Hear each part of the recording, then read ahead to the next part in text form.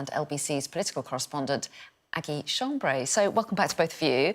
Good morning. Now, we are starting with the Sunday Times, aren't we? Benjamin, talk us through this story about migrants on the front page. They're saying migrants seek asylum after their visas expire. That's the headline. Yeah, so the Home Secretary, Yvette Cooper, has this massive problem of people coming across in boats, people claiming asylum when maybe they're not entitled to it, and she's trying to look at ways of cracking down on that. Now, one of the ways that she's highlighting in an interview today is that people are coming over here on work or education visas, and then when they expire, they are trying to claim asylum.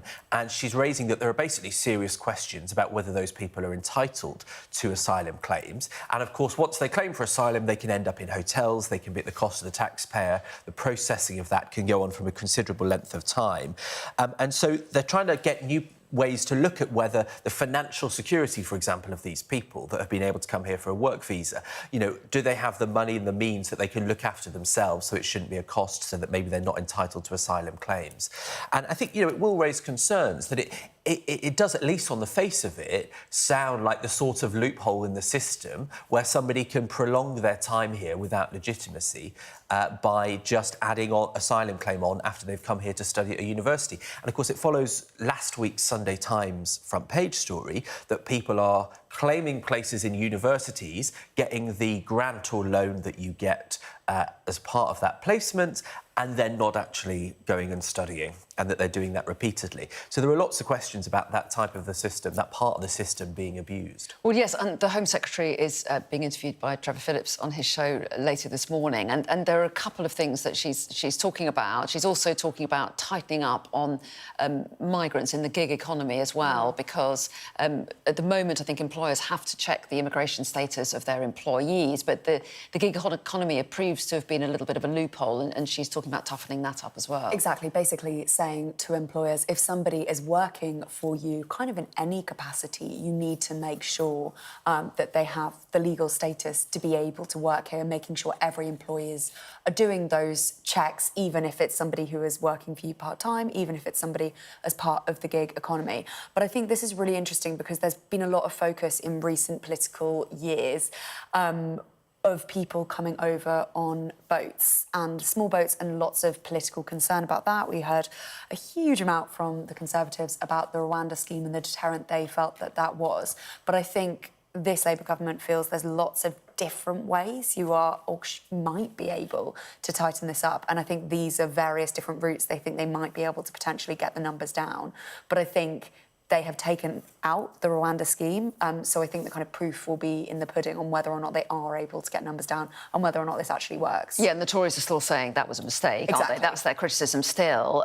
But we are also hearing that there's going to be a two-day summit bringing together representatives from 40 countries held by the UK over the next couple of days. So they're certainly trying to send a message out that they're taking this very seriously. Yeah, and that's the nature of the problem, right? You know, you can't solve something like changing global migration trends, which is affecting the UK, affecting Italy, affecting Spain. Lots of countries are particularly affected by this. You can't do that on your own because it has to be managed across countries.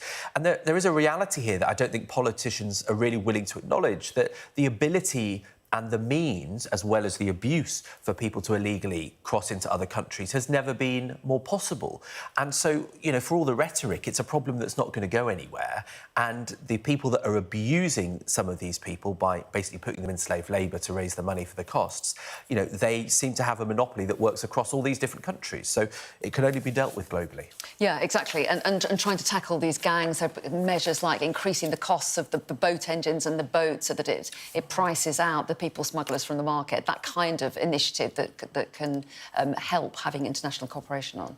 Yes, but the other thing that they said that they were going to do as well was put money into countries that lots of people were leaving for various reasons, like fleeing because of war, fleeing because of poverty, putting money in and kind of stopping people leaving at source. But of course, the other thing that's happened in the last month is we have massively reduced our aid budget as well. And I think lots of MPs I speak to are concerned that we just will not know the impact of that for quite a long time, and potentially when we actually know the impact of slashing the aid budget practically in half, it might be too late. And I think it all feeds into the same thing. It's all a massive concern to lots and lots of people. But as you say, no, they are bringing together a summit of people. There are also social media bosses as well coming to that, and they think that will help be part of it. But the Conservatives are very critical, and I think, as I say, we may not know for quite a long time whether or not this is going to work. Yeah, absolutely. Let's move on to a story inside the Sunday Times. Aggie, this is about this question of two-tier sentencing and new sentencing guidelines that were being brought in by the Sentencing Council, which both the opposition and the government agree they don't like. So talk us through it. It's a bit complicated, but tell us what the latest developments have been. Exactly. So this is basically a massive row between the Sentencing Council and the government. And as you say, Robert Jenrick, who's the Shadow Home Secretary, is actually in agreement with the government on this. And essentially what the new rules, the new guidelines that would be brought in would be, and they will be brought in on Tuesday unless something changes, would basically say that judges will be expected to consider details of the lives of offenders from ethnic minorities and other backgrounds before deciding on punishment. And Shabana Mahmood, who is the Justice Secretary, she's a Muslim woman, and in her letter to the chair of the Sentencing Council, she actually brought that in and said, as a Muslim woman, I feel safer in this country when I am treated exactly the same as other people. Now, the Sentencing Council rejected her complaints about this and basically said, we're going to plough on, we're going to slightly edit the language about it, but we don't think that we have got this wrong. And they say they're bringing it in order to redress biases already in the system. Exactly. And they have asked themselves in the letter in response to Shabana Mahmood, they've asked themselves various different questions. They've had an emergency meeting and basically they feel they have got it right. And it's quite tricky, isn't it? Because they feel they've got it right and the government feels they've got it wrong. What's going to happen next? Well, as a Ministry of Justice source said to me over the weekend, basically Parliament is sovereign. If it comes down to it, we basically get to choose. And it looks like in the papers today, there actually could be legislation as soon as tomorrow. I mean, it would obviously have to happen very quickly because this would come into force on Tuesday. So it looks like legislation could be laid tomorrow. They could clear out everything else and basically try and push this forward in a day to block this Sentencing Council guidelines. But as you say, you know, there are reasons Sentencing Council has brought this forward, but difficult, and fundamentally the government disagrees and the government thinks, well, Parliament's sovereign, so we're going to do what we're going to do. And of course, you know, we've had for a while taking into account someone's background, like being from a deprived background, other challenges in life, being something that would be in the assessment for a sentence that's given. So it's not without precedent to have this kind of thing. But I think the argument is that, you know, basing it on the grounds of somebody's particular race or being transgender maybe isn't as reasonable a grounds because those other elements should already assess for that. Now, I know that some people that support this, they say that actually those pre-sentencing assessments that are meant to be done to take in those kind of things like your background that already exists weren't being done. In some cases, they were being skipped. And so this was a way to try and ensure that in cases where it might be pertinent, that it was definitely done by the courts. And the government, very mindful, they don't want to be accused of having some two-tier system when it comes to justice. So that's probably behind a lot of the kind of the passion about this. Yeah, I think that's right. Let's take us to the Mail. Benjamin, this is a story about the Culture Secretary, Lisa Nandy, and they're suggesting that she might not be in the job for very long. Yes, so there's a lot of talk that there'll be a sort of pre-summer reshuffle as Keir Starmer tries to reset his government. By that point, chances are there might not have been a great set of local election results. And there is briefing going on about the Culture Secretary, Lisa Nandy, and the idea that here she's called lazy. It's suggested that she only spends 2 days a week on her brief, that she only cares about the sports part of Department for Media, Culture, Sport and Digital. I've got it in the wrong order. But basically, like me, she can't remember the other parts of it, is that they're putting forward. Now, it's very interesting because, you know, these briefings don't come from nowhere. Morgan McSweeney, who is, you know, the most important man outside of the Prime Minister in government, is trying to sort of crack down on the left, basically. And Lisa Nandy has said inside Cabinet to have been opposed to the welfare changes this week. She has long been on the moderate left of the Labour Party. And is this trying to get them out of Cabinet? It's a good question. I mean, I think there are lots and lots of cabinet ministers who were pretty opposed to the welfare changes. I don't think it was just her. But I think it's really interesting that we see lots of these briefings, basically week after week, about lots and lots of women as well. It's not just Lisa Nandy, but in this story too, it talks about Bridget Phillipson, who's the Education Secretary. I think there's been a huge amount of briefing against her as well. And people close to her would basically say the Conservatives have been really organised in their opposition to the bill that she's putting forward. But I think it's quite difficult when the people who have gone from cabinet so far are Louise Haigh, who was, of course, the Transport Secretary, Tulip Siddiq, Sue Gray as well. Now, of course, we have had Andrew Gwynn and Matthew Doyle, who was the comms chief, leaving too. But I think, again, about that perception thing, I think it's difficult that there has been lots of briefings as well in the story named Yvette Cooper, Home Secretary, and the Work and Pension Secretary, Liz Kendall. And I've personally heard grumblings about all those people as well. And I think, you know, I mean, I've never been a cabinet minister, but I imagine it's pretty hard to be lazy if you're a cabinet minister because you do have to do things. You do have to read your box. You have to go to cabinet. You have to do X, Y, Z. So it's always an interesting accusation, isn't it? But in terms of the reshuffle, there is talk that it might happen before the summer. But other people say Keir Starmer would be very wise to wait as long as possible because there's lots of...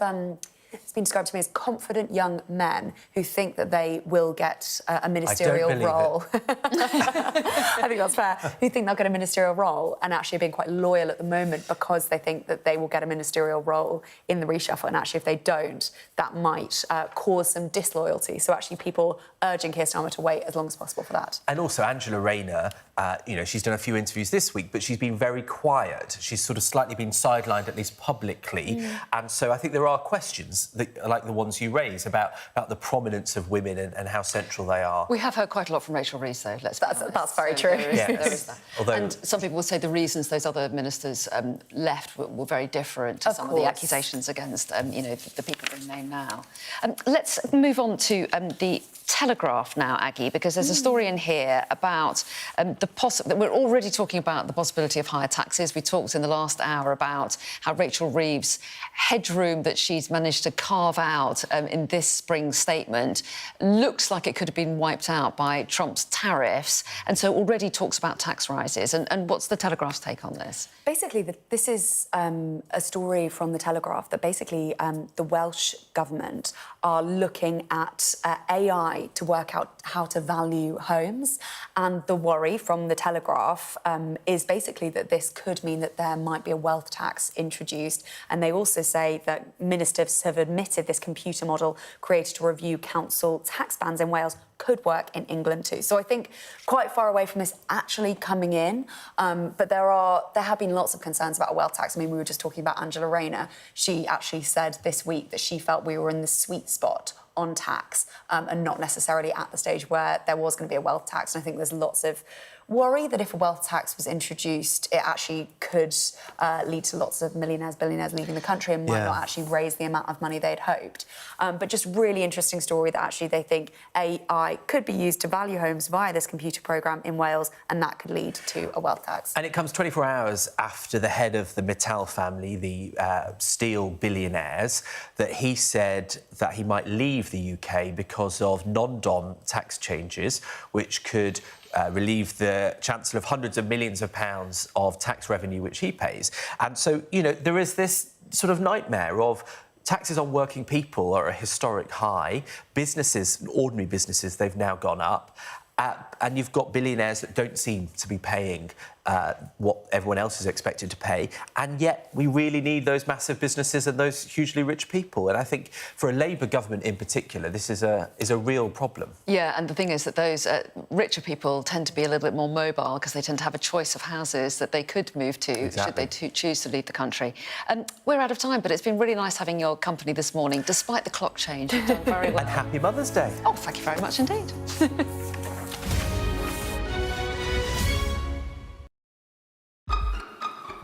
We've got your Sunday mornings covered.